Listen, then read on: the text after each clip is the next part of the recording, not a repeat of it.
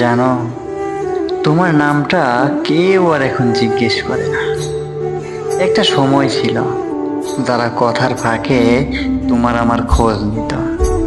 তারা এখন ধরে নিয়েছে আমি অনেক এগিয়ে গিয়েছি, নতুন কাউকে জায়গা দিয়েছি, নতুন কাউকে আপন করে নিয়েছি, হয়তোবা নতুন কাউকে ভালোবেসেছি।